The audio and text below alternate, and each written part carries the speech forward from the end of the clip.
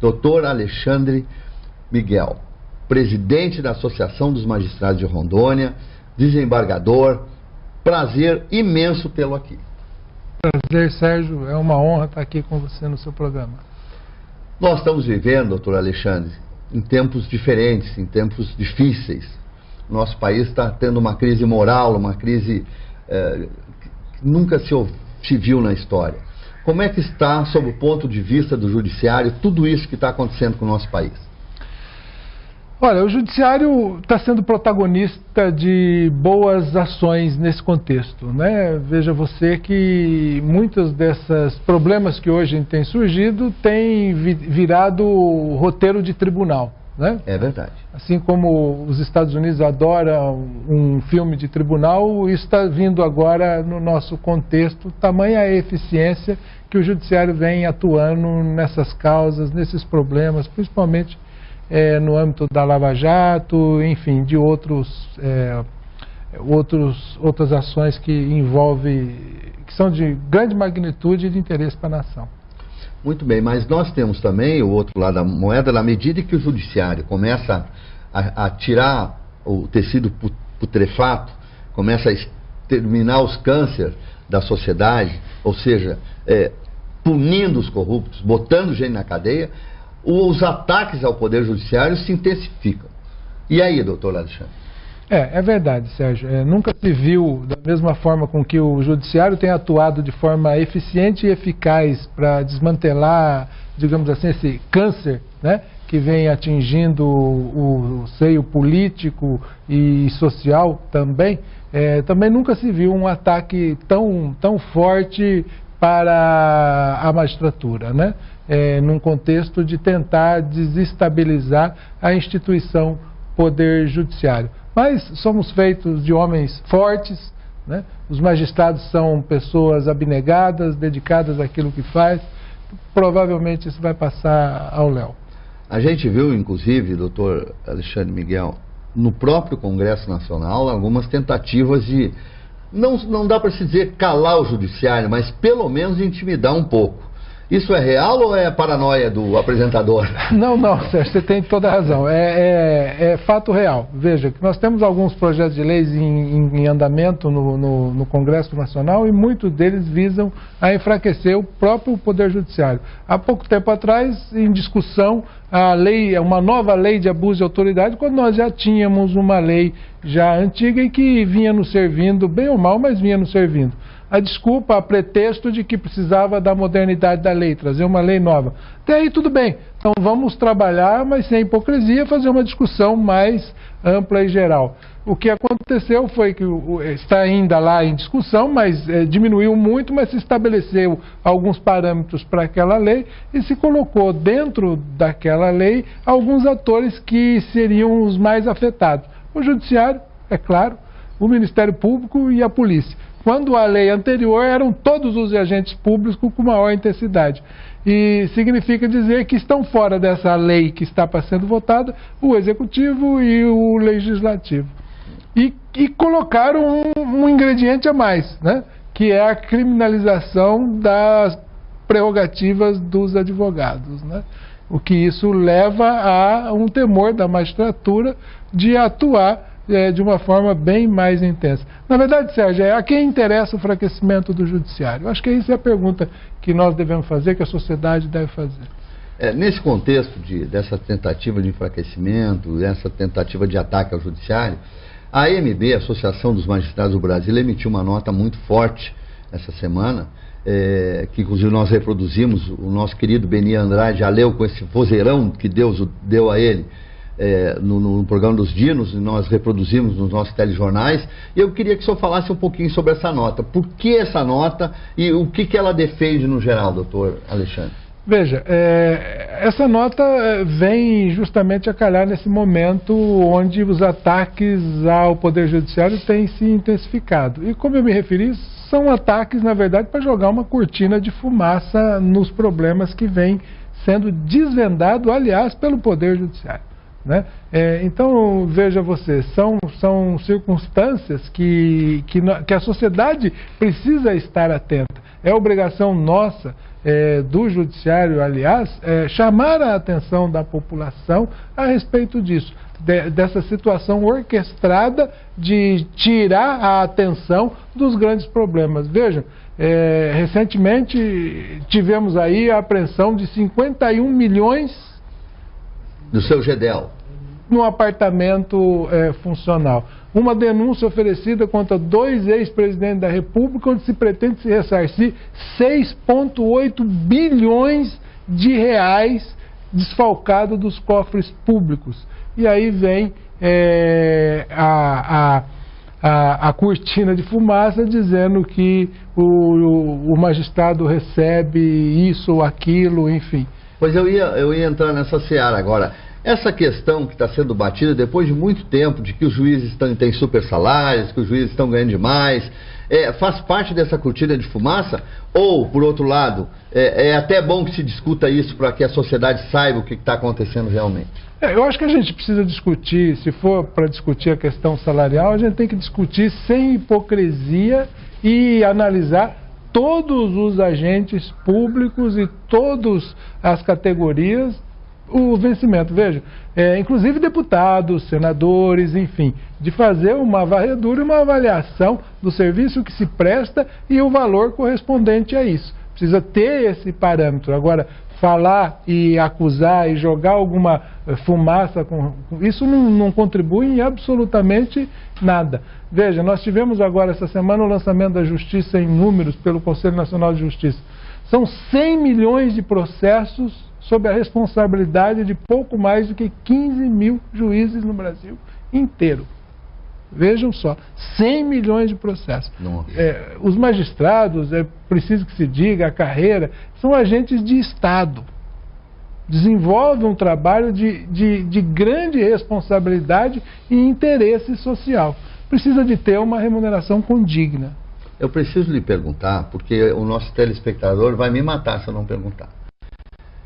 Essa história de a polícia prende e a justiça solta é real ou é mais uma injustiça contra o judiciário?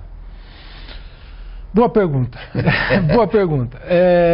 Veja, precisa olhar talvez isso em duas vertentes. E vou, assim, em linhas gerais, falar sobre as duas vertentes. A primeira, basta olhar os presídios Brasil afora. Se estão sobrecarregados ou se estão vazios.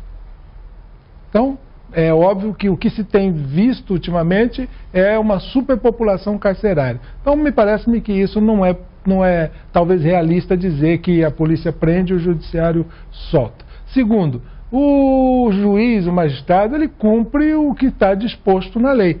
Se precisa de ser mantido, precisa então alterar a lei. E no mais das vezes, isso a história do direito mostra, no mais das vezes o próprio Poder Executivo, por deficiências próprias, pede para elaborar leis brandas para que justamente não tenha que construir mais e mais e mais presídios. Ou o próprio gestor não correu o risco de ir para dentro deles, né? Também, isso também. No contexto atual é algo que não é muito distante. Então, veja, precisa pensar bem nessas circunstâncias, né? Para se falar algo que a polícia prende, o judiciário solta. E diga-se mais, e aí coloco mais um ingrediente. Para o judiciário soltar, ele avalia tudo. O judiciário os juízes avaliam tudo. O judiciário é um suporte para o Estado democrático de direito. É para o bem de todo, inclusive da população em geral. Né? Nós temos que analisar isso daí. O juiz não solta porque quer, solta porque a lei assim o determina. Então, viu, essas coisas que a gente se habituou a falar, é sempre bom a gente dar uma pesquisada. Eu sou um deles que cometa esses erros, de generalizar as coisas. Eu não estou dizendo que é só o telespectador, não. Eu também uso de vez em quando essas verdades que na realidade são um pouco diferentes. Não, mas é possível que em algumas situações específicas isso ocorra. Mas vejam, existem outros atores nesse contexto. Existe o defensor público, existe o promotor de justiça, existem os recursos da lei processual que permite que essa questão de uma eventual liberdade concedida e que não deveria, seja levada à instância superior para análise e saber se a pessoa então vai ser presa ou não. Esse é o contexto. Antes de ir para o intervalo, eu ainda tenho uma pergunta sobre a participação da justiça em causas importantes. Por exemplo, agora a segunda instância pode determinar a prisão de um condenado. O que o senhor acha disso, doutor Alexandre? Havia uma posição inicial do Supremo, no começo dos anos 2000, que dizia que a pessoa só podia ir para a prisão, e isso interpretando a norma processual e também a Constituição, dizendo que só poderia ir para a prisão esgotado todos os recursos. Ou seja, daquilo que se diz que transitou em julgado. Só a partir daí. Mas veja, isso fez com que o próprio Supremo começasse a reavaliar a questão de uma natureza sob outro ótico, que estava gerando, inclusive, algum grau de impunidade para a própria população. Então, a Suprema Corte reviu esse posicionamento, estabelecendo que a partir do julgamento de segundo grau poderia ser determinada a prisão da pessoa. E por que isso? Por uma razão muito simples, porque os recursos para as cortes superiores, seja para o Superior Tribunal de Justiça ou para o próprio Supremo Tribunal Federal, dizem respeito apenas à matéria jurídica, matéria de direito, ou pela violação da Constituição ou pela violação da norma processual. Mas quem faz e dá a última palavra sobre a matéria de fato é a instância de segundo grau. Então, a partir daí, feito isso, as cortes superiores não podem alterar aquela matéria de fato estabelecida. Aquilo que aconteceu, aconteceu daquela forma que o Tribunal de Justiça definiu que o é. Então, criou-se a partir daí algo muito mais racional e eficaz, determinando que, a partir desse momento, pudessem aqueles condenados em segundo grau fossem levados à prisão para dar início ao cumprimento da pena. Estamos conversando com o doutor Alexandre Miguel, presidente da Associação dos Magistrados de Rondônia, desembargador, um dos personagens que mais dignificam a justiça do nosso estado. Doutor Alexandre, vamos começar pela Operação Lava Jato. Os magistrados de Rondônia estão assistindo, a operação não chegou aqui, mas claro que, como todo brasileiro, os magistrados estão de olho no que está acontecendo nesse país. Os últimos eventos, inclusive essa última declaração do Procurador-Geral Rodrigo Janot, dizendo que pode ter havido grave erro nas concessões daquelas prerrogativas da delação premiada dos irmãos Batista. O que vocês, juízes daqui, conversam sobre isso? Não assim, informalmente, falando sobre o assunto. Cria, evidentemente, uma expectativa geral, não só para a população, mas para nós magistrados também. O contexto é que a gente conhece um pouquinho da legislação, então talvez consiga identificar um caminho maior. A discussão que vai se estabelecer daqui para frente é com relação à validade das provas, daquelas delações, das gravações dos donos da JBS, enfim, se aquelas gravações, parte delas vão ser descartadas ou desconsideradas, ou toda ela. Isso pode comprometer, sobre alguns aspectos, a própria rigidez dos processos. Mas tenho certeza que o nosso Supremo Tribunal Federal, mesmo aí colocado num contexto de alguma dessas gravações, que, meu modo de pensar, até onde eu pude ver e distinguir, são fora de qualquer contexto, a não ser uma tentativa, inclusive, de fragilizar mais uma vez a magistratura, conhecendo muito dos componentes ali do Supremo Tribunal Federal, sabemos que eles terão a razão suficiente para resolver isso e resolver de forma rápida, que eu acho que é o que a população espera, a nação precisa, aliás, que isso seja resolvido de uma forma bem célere. Eu quero continuar nesse assunto, mas queria a sua opinião, como magistrado, como presidente da Associação de Juízes, sobre essa visibilidade dos ministros do Supremo. O senhor acha que eles estão agindo corretamente, ou o senhor acha que eles deviam se tornar um pouco mais contidos e se pronunciar mais nos autos? Qual é a sua visão sobre isso? Nós temos uma legislação que é o Estatuto da Magistratura. Ali tem alguns predicados, e um deles, por incrível que pareça, fala da necessidade do recato do magistrado. Ou seja, ele não pode, qualquer magistrado aí, me refiro, tanto do primeiro grau até do Supremo Tribunal Federal, ele não pode, ou pelo menos não deve, comentar sobre decisões alheias, comentar sobre casos que estão sob seu julgamento, enfim. Daí porque há essa natural contenção dos magistrados, né, com relação a comentar episódios ou processos alheios. Mas, enfim, é da natureza humana que tem, às vezes, algumas ovelhas negras e tudo mais que sai desse contexto. É natural que naquele universo, né, tenha um ou outro que tem, pelo menos, a vontade ou a necessidade de dizer, né, da natureza dele, da forma como ele age, enfim. Se nós formos ver, por exemplo, e aí falando especificamente do ministro Gilmar, basta ver a trajetória dele. Ele é uma pessoa que ele é polêmico por natureza, mas se olharmos para trás, ele é uma pessoa previsível. Vocês têm conhecimento mais ou menos da forma como que ele raciocina e pensa dentro, que ele vem desde no início, né, pensando, tendo o raciocínio voltado de uma determinada forma. Então não surpreende muito as declarações dele, pelo menos a mim não. E o doutor Sérgio Moro, como é que os magistrados o veem? O veem como um herói da categoria ou como um juiz que está cumprindo seu papel? Qual é a visão que vocês têm dele? Olha, o juiz Sérgio Moro, ele tem desempenhado um trabalho fabuloso, né? É um trabalho de peso, de fôlego. O que ele tem sofrido, evidentemente, falo sem conhecer a intimidade dele, claro, mas o que ele tem sofrido de pressão de toda a forma, social, política, porque onde ele vai é ovacionado e tudo, mas ele tem se mantido numa linha, numa postura digna ou de dignificar a magistratura. Esses dias atrás eu vi até um filminho a respeito dele, ele entrando acho que num shopping, né, e sendo ovacionado. Até aí tudo bem. Aí a pessoa que grava fala, olha, vejam quantos seguranças acompanham esse juiz, como será que não deve ser a vida dele?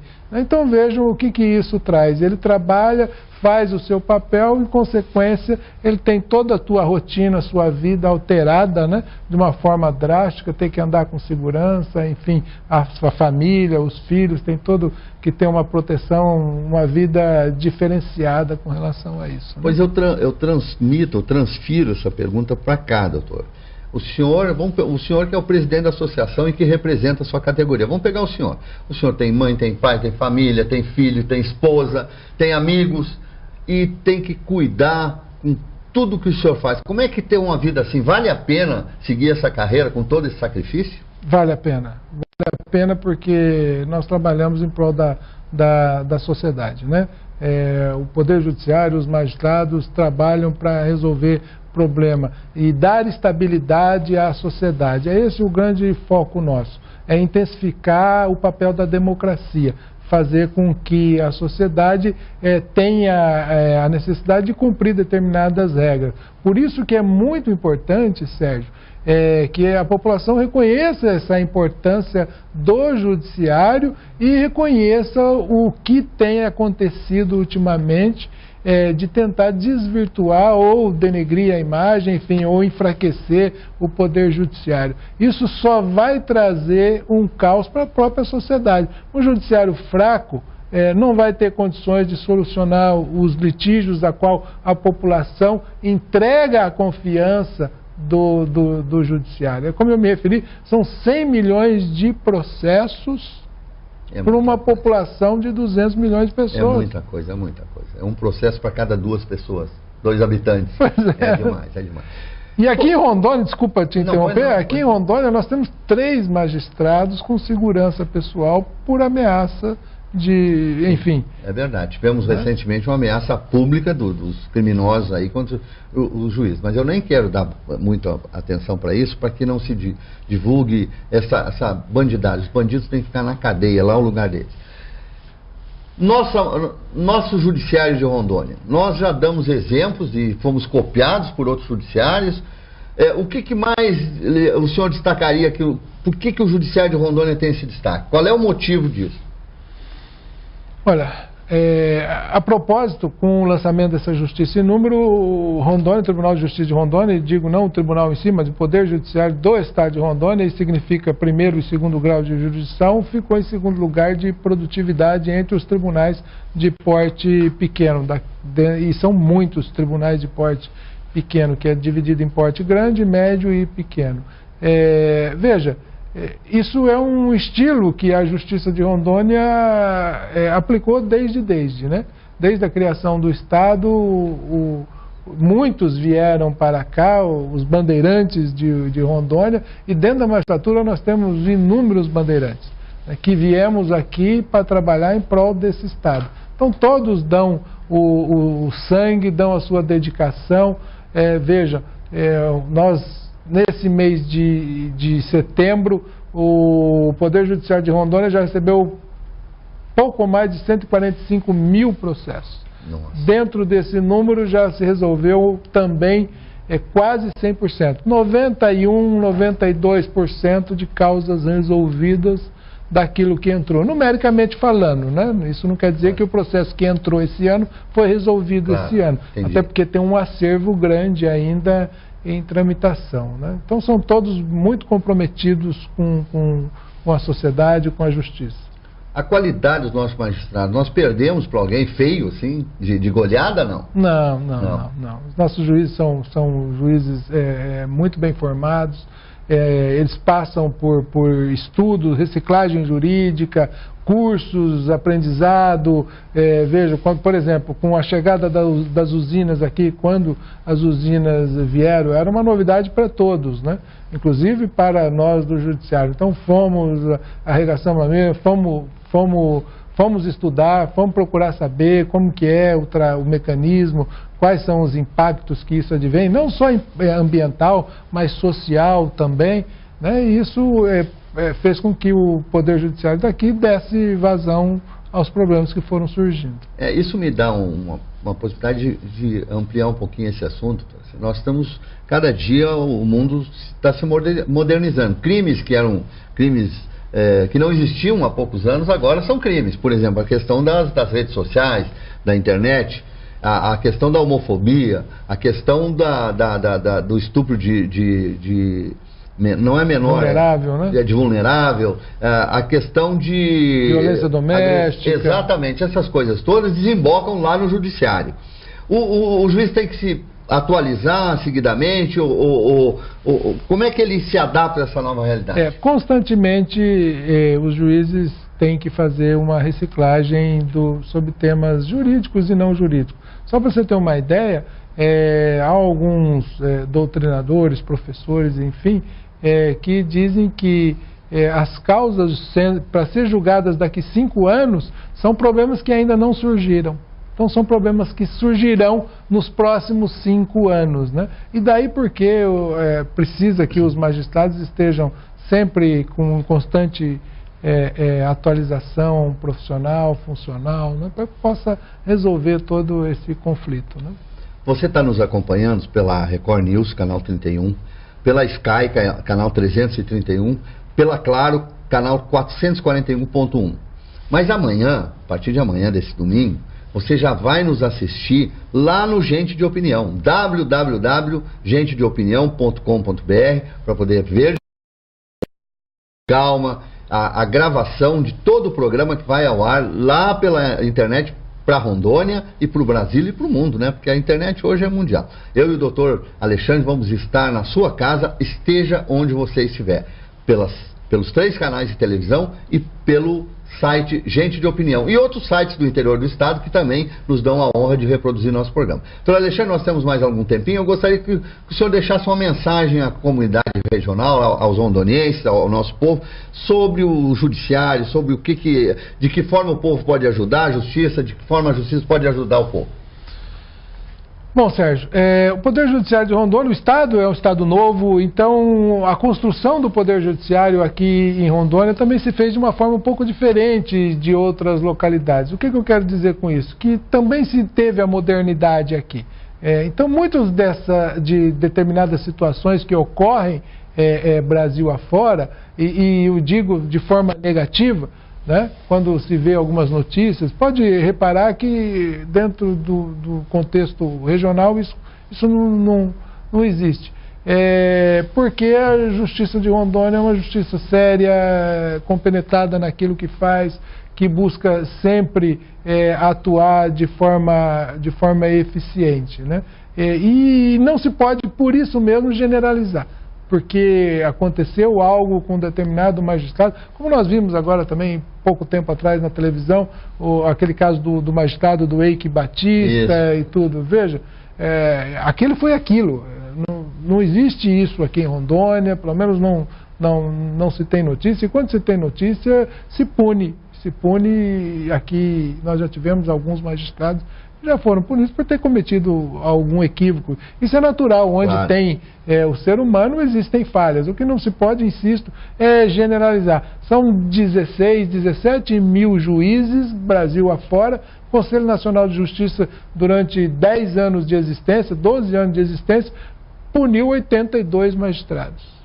Então, são números insignificantes se no você... No contexto todo, né? No contexto. E Rondônia não foge a essa regra. E o que temos, e aí reitero, Sérgio, é a necessidade da população estar atenta do fortalecimento do judiciário, da necessidade de se acreditar no trabalho que é desenvolvido pelos magistrados, principalmente os magistrados de Rondônia, que são, como eu me referi, é um trabalho muito sério, muito honesto, em prol da própria população. E não se deixar levar por esses comentários maldosos, digamos assim, que visa apenas desviar a atenção das coisas erradas que têm se passado por aí. Eu me refiro, inclusive, muito honesto no que digo, né, na questão do salário do magistrado. O magistrado precisa ganhar com dignidade, justamente para que ele, primeiro, não tenha problemas de ficar pensando em como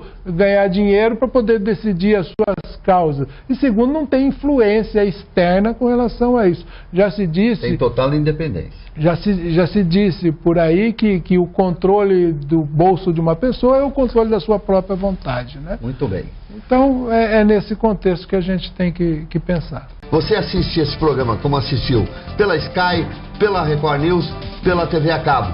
E a partir de domingo, no site Gente de Opinião, toda a entrevista na íntegra. Para o Brasil, para Rondônia, para o Brasil e para o mundo. Até mais.